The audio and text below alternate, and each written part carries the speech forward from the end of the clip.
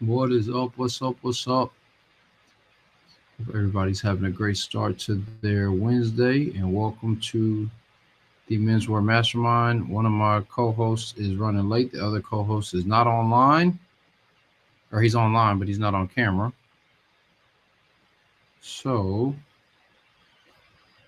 we will be getting started here in a second, I assume, once everybody gets settled. But if you do have any of your menswear style questions, by all means, make sure that you drop them in the chat. Let's not wait till the last minute.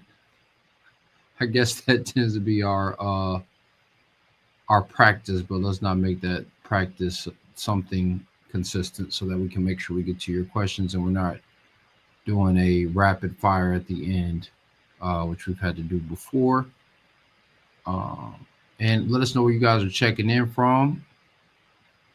Let us know where you're checking in from, tapping in from, and ask your menswear questions. And if you would like to join the Menswear Mastermind, you can still join right now. You can go to patreon.com/menswear mastermind and you will be able to sign up. Currently, it's $47 a month, or you can pay for the year and save 2 months by just paying $470. If you're interested, it is patreon.com/menswear mastermind. Let us know if you have any questions. Just put this in the chat. That's right.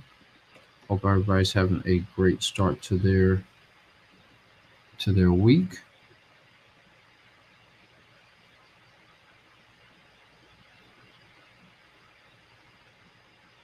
Hope everybody's having a great start to the week. It is like quiet today. I know we'll have some pickup in a second. But I hope everybody's been having a great Black History Month. I hope everybody's having a great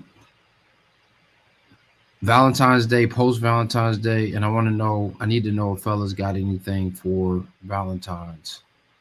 I need to know. I need to know that because I did not get anything for Valentine's Day, and I've kind of realized I didn't really need to get my wife anything for Valentine's Day, but I'm learning that that is definitely much more of a women's holiday than it is a men's holiday. Um, what is the difference from Stylish Over 60 between a commuter coat and a overcoat? So I'm not going to lie to you, Stylish Over 60. I'm going to look up a commuter coat so I can see what it looks like. I think just from a bigger standpoint, a commuter coat, okay, so overcoat was typically going to go over your suit. A commuter coat doesn't necessarily have to. Historically, it would have the commuter coat probably would have been more for sportswear or for business when you weren't in a formal business setting. So overcoat would be more formal, and the most formal would be a top coat. So at the time, you had these different variances of polo coats, casual. You had your car coat, which was used for travel. You had your commuter coat, which by definition was for when you were commuting back and forth. And this was usually, I would presume that it was when you were traveling like on a train and you needed something that was easily stored, that was easily going to be able to be put on and taken off. Those things, regard would have been associated with the commuter coat. Um, so, what's going on, Style Jumper? What's good, fellas? What's good? Ow, that's me. Ooh. Sorry, I had volume all the way up. You were resounding in the speakers. All the way live. That's what we do. How's your week starting? Yeah, man. Pardon for the tardiness. Had to make me a little chai tea, a little chilly here in the DMV. I know it's cold everywhere, but boy, I had to go around and make him some chai real quick. What's the temp down there in the A? It's about 40. Yeah, man. About We are 40. hovering in the low 20s and to the upper teens in the DMV. All right, I appreciate you guys getting your questions out early. uh, Thank you. And our snapshot, you spoke about going out but not feeling social. So you may put on rough texture, and it may be a oud if you want some distance while being stylish. Could you expound? Yeah. So what he's talking about is a great snapshot of style session that I had and that I'm still offering for individuals who are looking to cultivate their capsule collection, want to develop their style. I'm currently offering 10 free complimentary means free, 10 complimentary style sessions, 1 hour to 1.5 hour style sessions to help you start building your style. And he was the first one. So we have 9 more slots available. What I was talking about is there's sometimes that guys go out and they actually aren't trying to talk to chicks. Now, when we're young, like it feels like every time that we're out, we're trying to bag a chick, bag a young lady. Um, but there was a time, probably this might have been like 8 or 9 years ago. It was my birthday. I wasn't seeing anybody.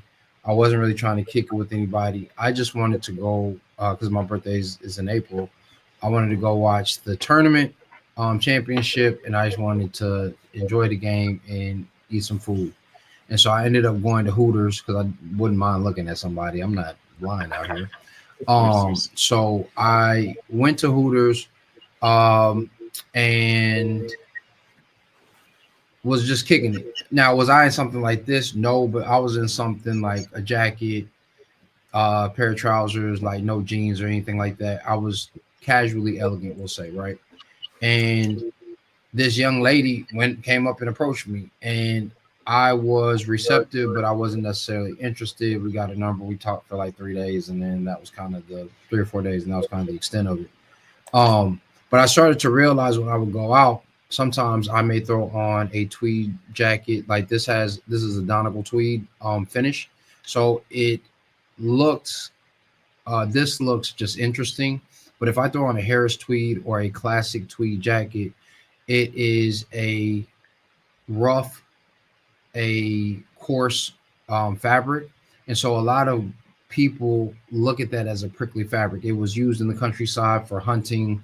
It's what you would wear if you needed to move through thorny areas historically, especially when you were hunting big patch pockets. It was a more tactical element, tactical piece that you would wear.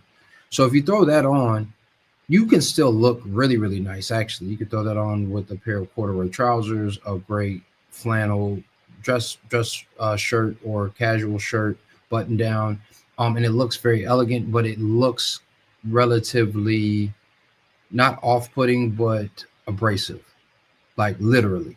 And so, because of that, usually, like when guys are wearing tweeds, I usually tell them they need to soften the look one way or the other because otherwise it comes off as an abrasive piece. And then if you throw on oud cologne by nature, by its nature as a very pungent and funky type of smell. Usually that's why oud is paired with something else, usually sweeter, spicier to offset that smell. So if you were to throw on a more oud forward smell, it's not going to smell bad, but you will smell different, interesting. Versus when you put on a floral, like for instance, if you were to put on Tom Ford's Black Orchid, just because I think a lot of people smell that, that is a very strong, pungent smell, but it's intriguing, it's alluring, it draws the person in, and it makes you want to inquire about that person. But if you were to wear a oud and the oud is more pungent, you're not going to be approached the same way, right? So if you pair that, and I may mention to you, if you're out smoking a cigar, then that smoky smell will actually pair well with the oud, but it's not something that's attractive. So I hope that made sense.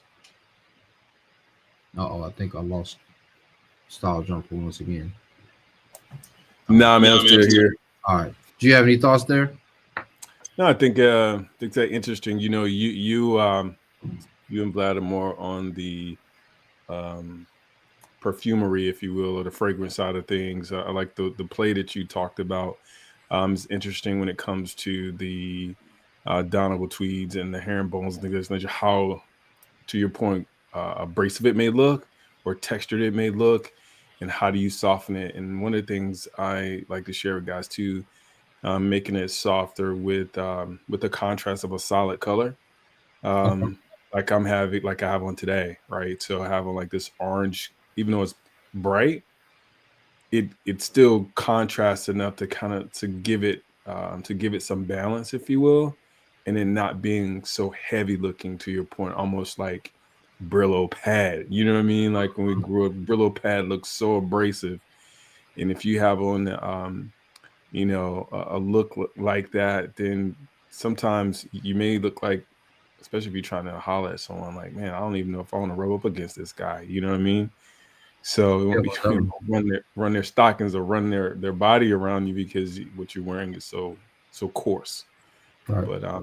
But definitely, I think solid colors tend to balance it off quite a bit. All right. And just so you guys, this is what you get when you join the Menswear Mastermind.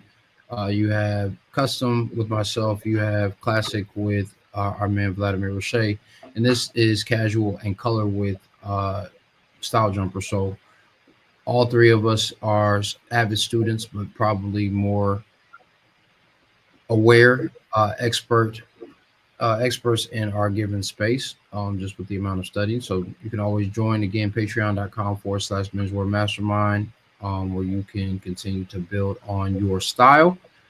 Styles over 60 said, "Hey, Style Jumper, what's going on?" What's up, Bunk? Appreciate you. So Styles over 60 asks, "Are nubuck and suede shoes one and the same? They are the same, but completely different." Elaborate, sir. So a nubuck is a finish on your suede shoes. So a nubuck is a process where they smooth out the suede. They take all of the top fibers off of the suede so that it's smooth. You can have nubucks. They typically tend to be white, but or light colored, but you can have numerous colors of nubuck suede. And suede outside of, and it's also, I believe, taken from a different part of the cow or the leather. So it's going to wear different, look different, but suede is just the type of leather that you're using, because most all leather is suede. Um, all suede isn't leather. I think, I think that's right. Um, so that's what you see when you're looking at the difference. There is, you may have some differences in the finish and the presentation.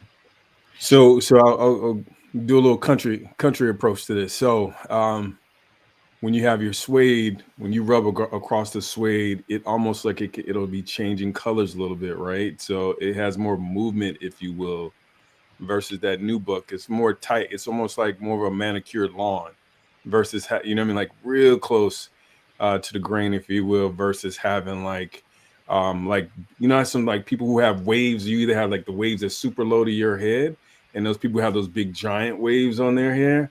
Complete. That's in my opinion, if I'm looking at it, that's how I would approach it. One is a really close leather, really tight, beautiful finish, manicured look.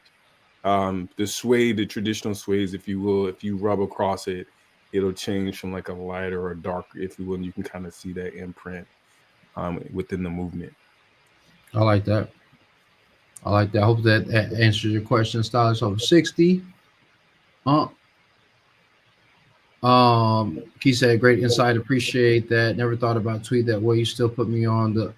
You still need to put me on the summer tweeds fabrics."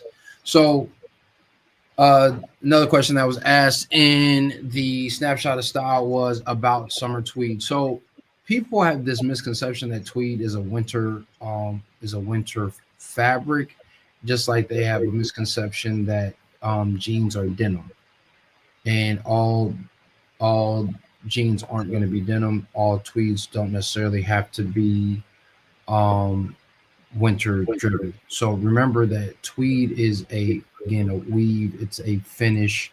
It's a weave, but you could also say it's the finished feeling or texture that you're going to wear. So you can make a linen tweed. You can make a cotton tweed. It's not going to wear well, but you could make one. You could make a wool tweed that's going to be extremely light. You would need like a 7 gram, um, or I'm sorry, a 7 ounce fabric, something that's extremely light that's going to flow well. Otherwise, anything that's 3 or 4 seasons is probably going to get too hot. But that's essentially what a summer tweed is. It's not a fabric like something interesting happened, style jumper that I've started to notice is that a lot of guys have this misconception about wool. They still tend to think that wool is going to be hot, and they forget that you can have um, all types of different wools, right? You Mm-hmm. can have a Australian wool that tends to be worn more in the summertime. You could have a 4 season wool, Super 130s, double twist, great fabric that a company called Ariston does is a 4 season. A cotton gabardine, a wool gabardine can be a 4 season piece. So wool is just the fabric, right? It's just the fiber and the yarn that's woven. You can be worn numerous different types of ways with weights and different finishes. So this is the key, I think, also with being a part of the Menswear Mastermind. Because someone like yourself who has such an infinite knowledge or a vast amount of knowledge when it comes to fabrics and customs. So guys, this was happening. Like when we grow up, if you will, or when we're learning about clothing, we're only thinking about a lot of us the baseline fabrics and the baseline of what we were taught. Or like when you were young, wool is heavy, or it depends on where you grew up what that means. And some people are afraid of wool because they've had like a memory of wearing something that's really coarse, you know what I mean, or really heavy. So we're not really taught on a day-to-day basis about the different weights of wool. We're not thinking about geographically what that looks like, regionally, even globally. So to Star Architect's point, it's not just one thing or one type of wool or one type of weight. There are all these different variances of this type of fabric. So we really appreciate that.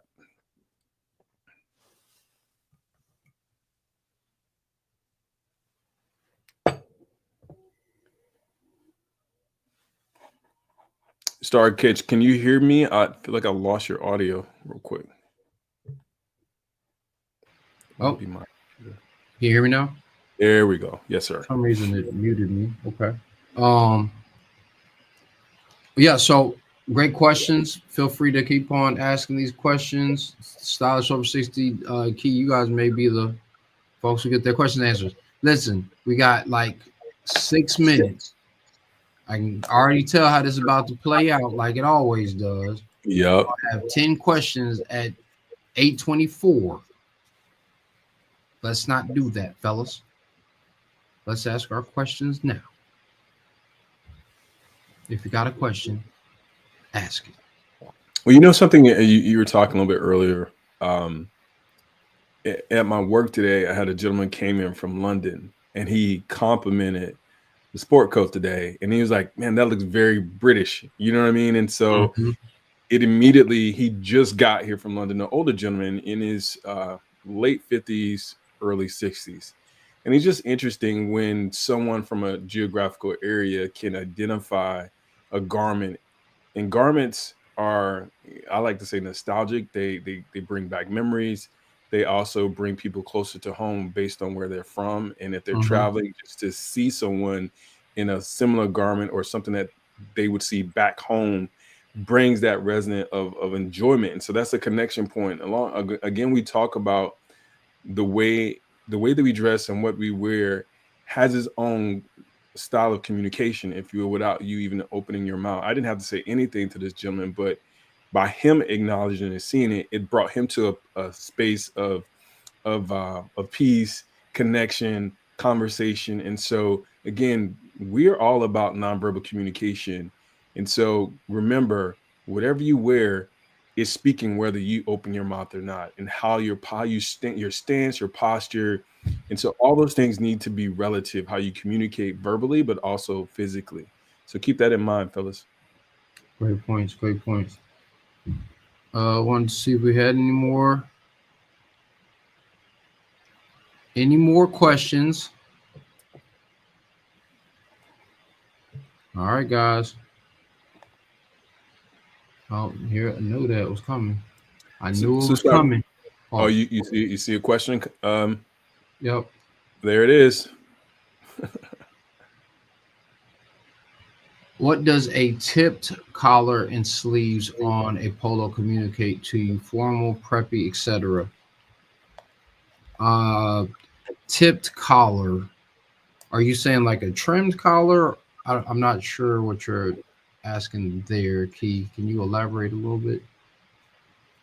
If you're talking about a tipped collar or trimmed collar in that regard, or the stitching on a collar, like there's a lot of ways for me to position that.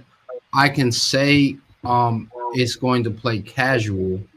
Anything that's added to anything like it's gonna be more casual. So yeah, to your point, it's the architect. So tip collar is a contrast collar. You know, like maybe you have your full collar, and then right at the tip or right at the edges is a contrasting color. Mm-hmm. Like you're mentioning, like he's asking, formal or prep. Definitely prep, in my opinion. Definitely more casual. It's just a play on the collars, particularly when you're wearing a polo with the sleeve.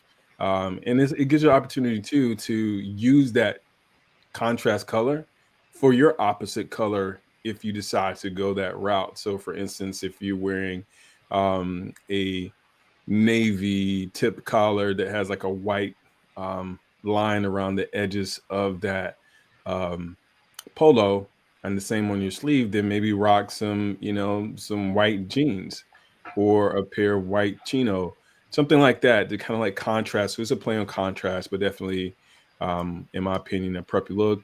And then depends on what shoes you decide to wear. And we were talking about nubucks. That's another great way to play within that space when it comes to those tip collars and sleeves for a polo. Yeah, I would say, interestingly enough, context matters. Here's that conversation where context is going to matter. The tipping on a collar 9 times out of 10 actually is going to have more of a retro look. So it's going to look more like 70s, especially depending on the way that the collars finish. If it's a Johnny Boy collar, depending on how deep the button stance would go on the shirt, all those different types of things can contribute to the look. As far as the subcategories, I would tell you 9 times out of 10, those going to be it's going to be something that's casual. Then you can start talking about some nuance into what type of casual that would be. But I would lean on that. Just remember, when it comes to formality, formality is actually about the simplicity of a overall experience that somebody's going to have with you. So that's why when you think about black tie, everybody almost looks the same. When you think about white tie, everybody does look the same. Like there's such strict rules of decorum there. Like the expectation is we are all going to look exactly alike. You don't get to throw on some colorful socks because you felt like it. You have to be in line and in uniform with everybody else. So anything that's going to add more embellishment is usually going to play more casual. That's just a good rule of thumb there. Popped in a pause, a quick little definition here in the comments as well. Okay. Um, 8:27, fellas. Crank out those questions. New subscriber. Oh, Yo, salute, brothers. Appreciate you. appreciate you. Appreciate you. Oh, and just so you guys know, again, skinheads is not white supremacist. It is a subculture group of like mod punk era and skin. There were plenty of black skinheads in the 80s, so just Yeah. bear that Rude in. boys. Yeah. Zev Kohler asked on IG, what are the telltale signs of a shopaholic?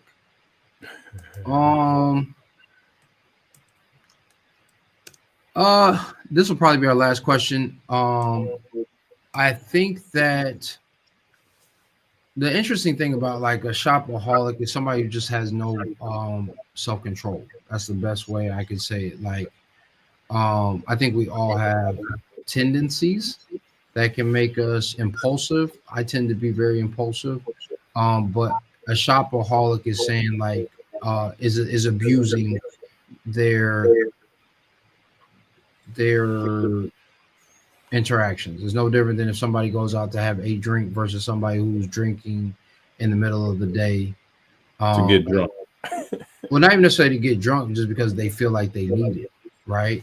True. So a person in the middle of the day could be drinking, could be a functioning alcoholic. They're not necessarily drunk, but they are under the influence because their body needs it. And so usually there's some sort of psychological element there that's affecting your need for validation, your need for appreciation, any of those different types of things.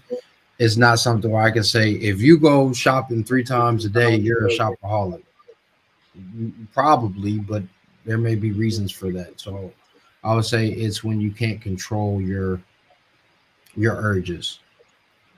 More on the self-discipline side of things. Yep. It's a long definition I found, so just kind of like reiterating that last conversation piece about skinheads. I thought was important for people to not be so put off maybe by skinhead, but kind of give some clear definitions. Most definitely. All right. 8:30, fellas. Yep, I think, fellas, we have to go ahead and bounce. Because we have to get ready for the Menswear Mastermind. Again, if you want to join, you probably would miss today. But you can still make sure that you join, and that way you can join us next week. We have an amazing presentation by myself. I do say so myself this evening. But we do Q&As, question and answers, presentations. We are working on having more special guests that are going to be coming through. So there's plenty for you to take advantage of. And it's a dope experience. It's a great time for us to just have conversations around menswear, but also masculinity, manhood, fatherhood, marriage. So you get to have all of these different interactions and engagements that will allow you to continue to grow your style, but also your life. So make sure that you check that out as well. And Style Jumper has a new video coming out this Saturday morning at 8:30 a.m. Eastern Time. So make Part sure Part 2. All right, make sure you check that out. I got some stuff coming. It's taking me longer than I thought. Pause. That sounds crazy. Big pause. All right, fellas, it's 8:31. We got to hop. We got to get on to our Menswear Mastermind. We really appreciate you joining us tonight as we expand our reach from just Instagram into Facebook, into YouTube, because we're expanding our reach, and we want to get more of our communities engaged and involved in what we do individually and then collectively. So we look forward to seeing you next week. Anything else you want to add, Star Architects, before we hop for next week? That's it. All right, fellas, we'll see you. Peace.